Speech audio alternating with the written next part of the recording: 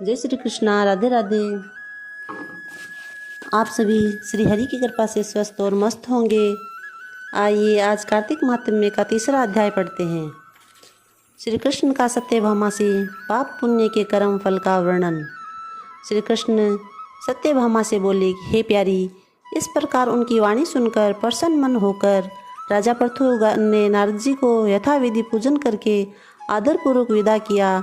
इसमें माघ, कार्तिक और एकादशी ये तीनों व्रत मुझको बहुत प्यारे हैं। वनस्पतियों में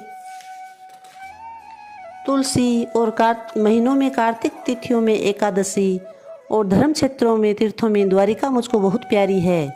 जितेंद्रिय होकर जो इनका सेवन करता है वह मुझे इतना प्रिय होता है जितना यज्ञादियों के करने से नहीं होता। इन तीनों का सेवन करने वाले मनुष्यों को पापों से भय नहीं रहता है। मेरे अनुग्रह से उनके पाप दूर हो जाते हैं। सत्यभामा बोली, हे नाथ, आपने जो कहा कि दूसरे के दिए हुए आधे पुण्य से कलह तर गई, सो ये आश्चर्य है। इस कार्तिक मास का ऐसा प्रभाव है जो आपको इतना प्रसन्न करने वाला है।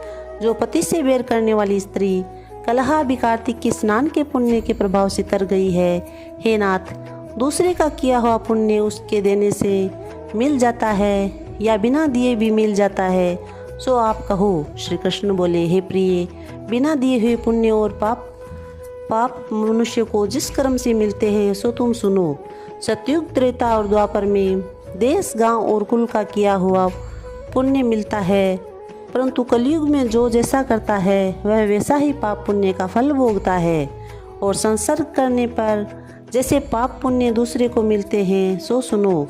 एक जगह बैठने से, विषय करने से, विवाह संबंध से, एक पात्र में खाने से मनुष्य को पाप पुण्य का आधा फल प्राप्त होता है।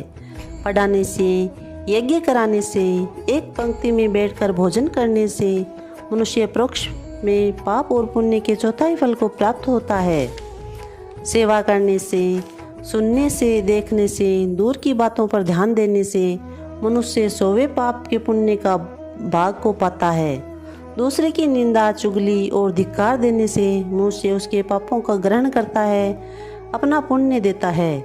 स्त्री और नौकर, शिष्य इनको छोड़कर जो मनुष्य पाप पुण्य करता हुआ सेवा करता है और उसे सेवा के अनुसार जो धन दिया जाता है तो वह धन उसे पुण्य के रूप में प्राप्त होता है।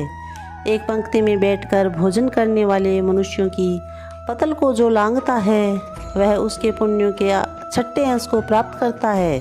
स्नान या संध्या आदि करते समय जो मनुष्य दूसरे को छू लेता है अथवा बात करे तो वह अपने पुण्य कर्म के 6ठे अंश को दूसरे को दे देता है। धर्मार्थ जो पुरुष दूसरे से धन मांगता है तो उसका कर्म फल धन देने वाले को ही मिलता है। पराया द्रव्य लेकर पुण्य करने वाला पापी और जो धनी है उसे को पुण्य का फल मिलता है।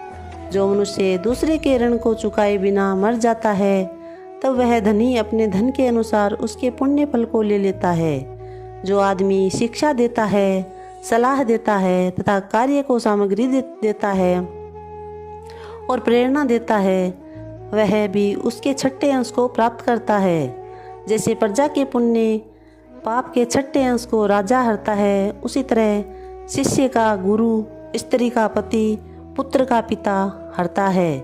पति के अनुकूल रहने और उसके मन को प्रसन्न करने वाले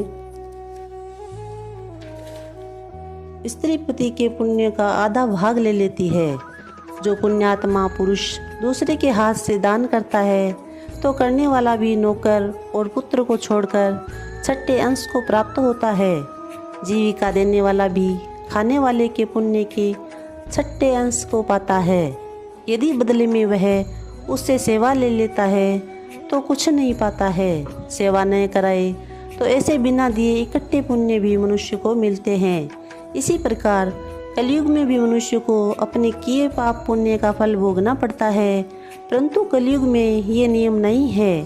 पुण्य और पाप को भोगने वाला स्वयं करता ही होता है। इस विषय में एक प्राचीन इतिहास बड़ा पवित्र उग्र बुद्धि देने वाला है, उसे सुनो। बोले श्री कृष्ण चंद्र भगवान की जय। जय श्री कृष्णा। राधे राधे। 30वां अध्याय समाप्त।